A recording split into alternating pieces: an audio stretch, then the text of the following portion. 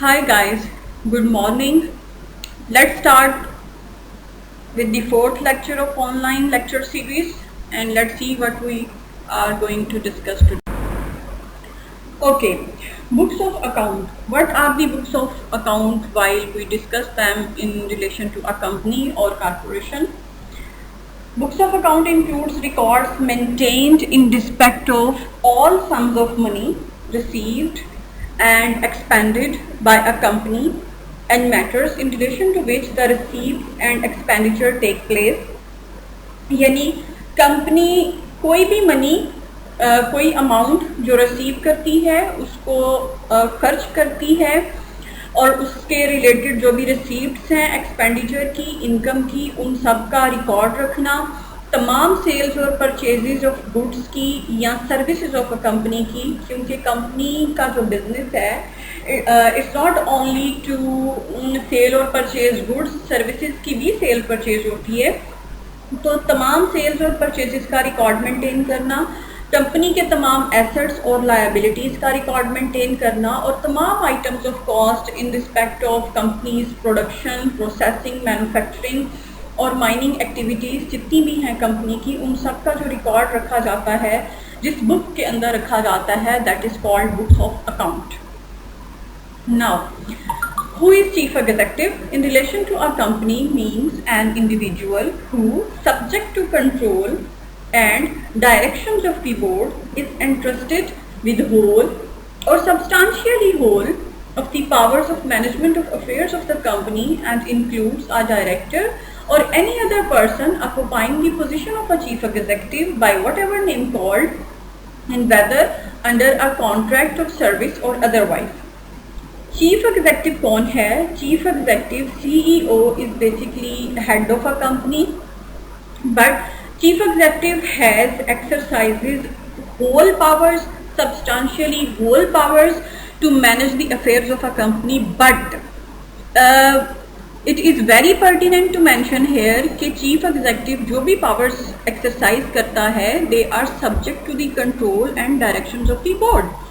Board की directions के बगैर चीफ एग्जेक्टिव ना तो कोई डिसीजन ले सकता है और ना ही उसे कोई इम्प्लीमेंट करवा सकता है. Why? The rationale behind it, as we have discussed, the company's decisions are going to be made on the basis of a majority voting. Board of directors की मीटिंग होगी, एनुअल जनरल मीटिंग्स होंगी, different meetings होती हैं जिनके अंदर resolutions पास की जाती हैं, एजेंडास तैयार किए जाते हैं और डिसीजन मेकिंग मेजोरिटी की बेस पे होती है.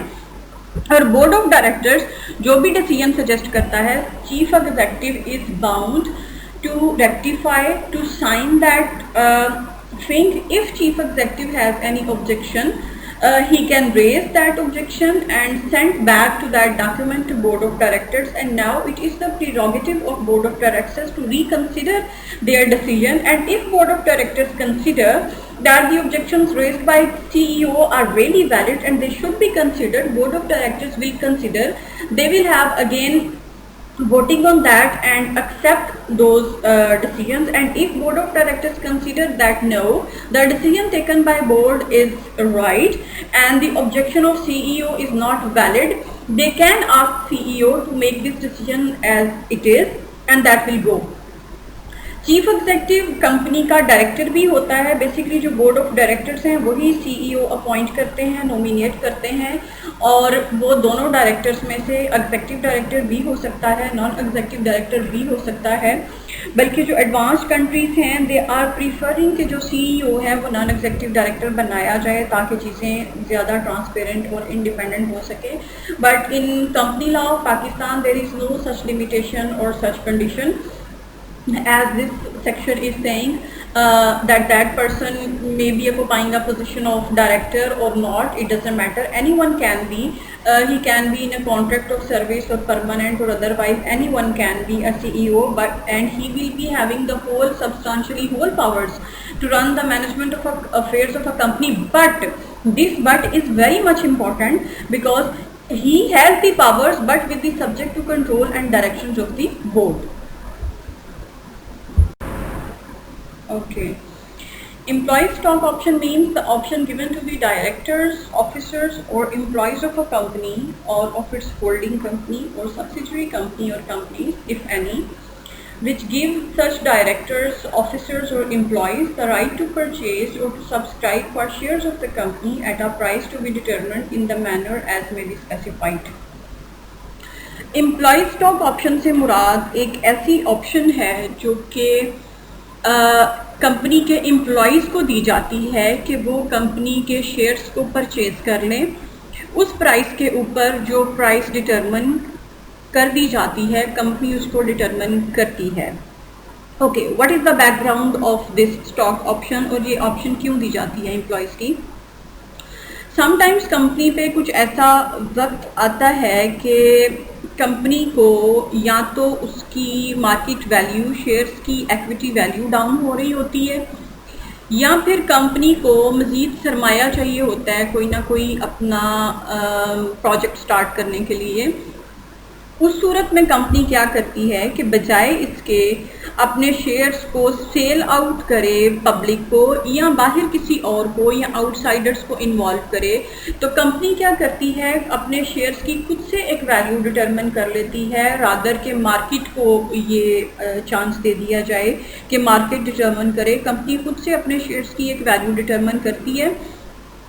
और अपनी ही कंपनी के एम्प्लॉयज़ को, अपनी होल्डिंग कंपनी या सब्सिडरी कंपनी के डायरेक्टर्स को, ऑफिसर्स को, एम्प्लॉयज़ को ये ऑप्शन देती है कि आप इसको परचेज कर लें, और जिससे कंपनी का भी फ़ायदा हो जाता है और जो आपके कंपनी के ऑफिसर्स हैं, एम्प्लॉयज़ हैं, उनका भी फ़ायदा हो जाता है कि शेयर्स जो हैं वो उनके पास ही आ जाते हैं कंपनी के। That is called employ stock option, यानी कंपनी के जो स्टॉक्स हैं, जो शेयर्स हैं, वो ऑप्शन दी जाती है एम्प्लॉयज़ को कि वो उसको परचेज कर लें एट दी प्राइस जो कि कंपनी खुद से डिटरमिन कर लेती है। What is the financial period of a company? In relation to a company or any other body corporate means the period other than financial period, financial year, in respect of which any financial statements thereof are required to be made pursuant to this act. Financial period basically उस period को कहा जाता है जिस period के अंदर company से financial statement require की जाती है। यहाँ पे ये क्वेश्चन माइंड में आता है कि कंपनी ईयरली अपनी फाइनेंशियल स्टेटमेंट देती है, तो यहाँ पे जो वर्ड लिखा है अदर देन फाइनेंशियल ईयर, इससे क्या मुराद है? अदर देन फाइनेंशियल ईयर से मुराद है कि ज़रूरी नहीं कि वो ईयर जो है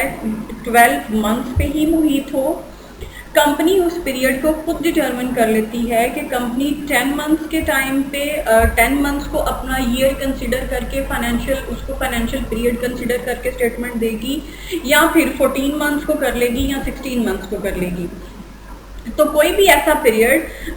जिस पीरियड के लिए कंपनी से फाइनेंशियल स्टेटमेंट रिक्वायर की जाती है, उस पीरियड को फाइनेंशियल पीरियड कहा जाता है। Now what actually is financial statement? In relation to a company includes a statement of financial position at the end of the period, यानी कंपनी ने जो अपना एक फाइनेंशियल पीरियड डिटरमिन किया था ऊपर, उस पीरियड के एंड पे कंपनी की फाइनेंशियल पोजीशन क्या है उस स्टेटमेंट को बताना। यानी कंपनी की जो फाइनेंशियल पोजीशन है वो स्टेबल है या बहुत अच्छी जा रही है या डाउन हो गई है, क्या पोजीशन है कंपनी की फाइनेंशियल, उस स्टेटमेंट को देना। A statement of profit or loss and other comprehensive income, or in the case of a company carrying on any activity not for profit, and income and expenditure statement for the period. Okay, company ने कितना profit earn किया, कितना company को loss हुआ उस financial period के अंदर, वो बताना। और अगर कंपनी कोई नॉट फॉर प्रॉफिट एक्टिविटी जारी कर रही है या कंपनी ने कोई चैरिटेबल ऑर्गेनाइजेशन बनाई हुई है, कोई चैरिटी का काम कर रही है, कोई इस तरह का प्रोजेक्ट कंपनी कर रही है, तो कंपनी को अपनी कम्प्रीहेंसिव इनकम शो करना होगी कि वो इनकम कहाँ से आ रही है, जिस इनकम के ज़रिए ऐसी एक्टिविटी नॉट फॉर प्रॉफिट जो है वो रन की जा रही है, और कंपनी की जो भी इनकम और एक्सपेंडिचर हो रहे हैं फॉर दैट पर्टिकुलर पीरियड उसकी स्टेटमेंट प्रोवाइड करना। A statement of changes in the equity for the period, यानी कंपनी की इक्विटी की वैल्यू में जितनी चेंजेस आई हैं, इक्विटी वैल्यू मींस कंपनी की शेयर वैल्यू में, कंपनी की शेयर प्राइस में क्या चेंजेस आई हैं, क्या वेरिफिकेशन हुई है, क्या फ्लक्चुएशंस हुई हैं, वो प्रोवाइड करना। A statement of cash flows for the period, company का कैश फ्लो बताना उस पीरियड के लिए। कैश फ्लो से मुराद एक ऐसी चेन कि कंपनी का जो सरमाया है वो कहाँ से आ रहा है, कहाँ को जा रहा है, ये जो एक चेन चल रही है उस पर्टिकुलर पीरियड के लिए वो बताना कि कंपनी का कैश फ्लो कैसे जनरेट हो रहा है। Notes comprising a summary of significant accounting policies and other explanatory information, यानी कंपनी नोट्स बनाएगी, बताएगी, जिसमें समरी बताएगी अपनी सिग्निफिकेंट, जो कि कंपनी की सिग्निफिकेंट अकाउंटिंग पॉलिसीज़ होंगी या कोई भी और एक्सप्लेनेटरी इंफॉर्मेशन होगी कंपनी की फॉर दैट पर्टिकुलर पीरियड, वो बताएगी।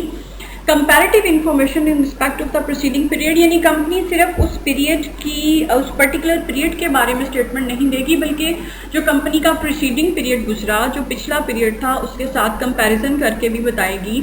कि पिछले पीरियड की निस्बत इस पीरियड में, इस साल में कंपनी की जो पोजीशन है वो बेहतर हुई है, डाउन हो गई है या फिर स्टेबल है according to the proceeding period. Any other statement as may be prescribed, और इसके अलावा कोई भी और स्टेटमेंट जो कि कंपनी को ज़रूरत है, कंपनी कंसिडर करती है कि ये बताना ज़रूरी है, कंपनी उसको उस स्टेटमेंट को डिस्क्लोज करेगी। Okay, now what is the financial year? In relation to a company or any other body corporate means a period in respect of which any financial statement of the company or the body corporate, as the case may be, laid before it in general meeting is made up, whether that period is a year or not. Again, financial year वो year है जिसमें company अपनी financial statement जो है वो देती है, और कंपनी की जो जनरल मीटिंग है उसके अंदर उस स्टेटमेंट को रखा जाता है, उसके बाद वो डिस्क्लोज की जाती है कंपनी की वेबसाइट के ऊपर। And again as we have discussed that period may be a year और नॉट, इससे मुराद वही है कि कंपनी अपना पीरियड खुद से डिटर्मिन कर लेती है, और ज़रूरी नहीं कि वो जो ईयर है वो 12 मंथ्स पर ही मुहित हो, बल्कि वो 12 मंथ से कम भी हो सकता है और ज़्यादा भी हो सकता है। Memorandum of Association means the memorandum of association of a company as originally framed or as altered from time to time in pursuance of company law or of this act। जी, मेमोरेंडम, जैसा कि हम पहले बात कर चुके हैं class में कि कंपनी का अपना एक मेमोरेंडम ऑफ एसोसिएशन होता है, एक आर्टिकल्स ऑफ एसोसिएशन होता है। Memorandum is also like a constitution of a company, जिसके अंदर कंपनी के बड़े बड़े मैटर्स जो हैं वो डाले जाते हैं। फॉर एग्ज़ाम्पल, कंपनी के मेंबर्स कितने होंगे, कंपनी के प्रोमोटर्स कौन होंगे, कंपनी का कैपिटल क्या होगा, कंपनी की काइंड क्या होगी, प्राइवेट है, पब्लिक है, लिमिटेड बाय गारंटी है, लिमिटेड बाय शेयर्स है, अनलिमिटेड है, होल्डिंग है, सब्सिडरी है, कौन सी कंपनी है, कंपनी का हेड ऑफिस कहाँ होगा, कंपनी का जो एरिया ऑफ बिजनेस है वो कौन सा होगा, किसी एक पर्टिकुलर सिटी में होगा, प्रोविंस में होगा, या पूरी कंट्री में होगा, या आउटसाइड पाकिस्तान होगा। ये सारी चीज़ें जो है मेमोरेंडम के अंदर लिखी जाती हैं, और मेमोरेंडम से मुराद वो मेमोरेंडम है जो कि ओरिजिनली फ्रेम किया जाता है जब कंपनी बनाई जाती है, और उसके बाद टाइम टू टाइम उसको ऑल्टर भी किया जा सकता है, और उसकी ऑल्ट्रेशन का एक प्रॉपर तरीक़ेकार है जो कि कंपनी लॉ के अंदर दिया गया है, जिसको फॉलो करके मेमोरेंडम के अंदर चेंजेस की जाती हैं। अब नेटवर्थ से क्या मुराद है? नेटवर्थ से मुराद वो अमाउंट है by which total assets exceed total liabilities, यानी कंपनी के जो टोटल एसेट्स हैं वो बढ़ जाते हैं और कंपनी की लायबिलिटीज़ जो हैं वो कम रह जाती हैं, यानी कंपनी अपनी तमाम की तमाम लायबिलिटीज़ पे करने के बाद भी उसके एसेट्स बढ़ जाते हैं, और वो जितने एसेट्स बढ़ जाते हैं, जितना प्रॉफिट आ रहा होता है, उसको नेट वर्थ बोला जाता है। ऑर्डिनरी रेजोल्यूशन से क्या मुराद है? means a resolution passed by a simple majority of such members of the company entitled to vote as are present in person or by proxy, or exercise the option to vote through postal ballot as provided in the articles or as may be specified at a general meeting. Ordinary resolution एक ऐसी resolution है जो कि simple majority से पास हो जाती है। जैसा कि हमने बात की थी कि कंपनी डिसीजंस लेती है बोर्ड ऑफ डायरेक्टर्स की मीटिंग में, जहाँ पे वोटिंग होती है, रेजोल्यूशंस पास की जाती हैं। कुछ रेजोल्यूशंस ऐसी होती हैं जो कि सिंपल मेजोरिटी से पास हो जाती हैं, कुछ के लिए स्पेशल मेजोरिटी चाहिए होती है। तो ऐसी रेजोल्यूशन जो कि सिंपल मेजोरिटी से पास हो जाती है उसे ऑर्डिनरी रेजोल्यूशन कहा जाता है, जिसमें प्रेजेंट मेंबर्स जो हैं वो वोटिंग करते हैं, और वो वोटिंग इन पर्सन भी हो सकती है, बाय प्रॉक्सी भी हो सकती है, वाया पोस्टल बैलेट भी हो सकती है। और इसका जो भी मीन्स है, जो कि तरीक़ाकार है, वो कंपनी के आर्टिकल्स के अंदर, आर्टिकल्स ऑफ एसोसिएशन के अंदर तय कर दिया जाता है, या फिर कंपनी अपनी जनरल मीटिंग के अंदर उसको डिसाइड कर लेती है। All right, thank you very much guys. Please read and listen this lecture very carefully. Try to understand it. If you have any questions, please ask.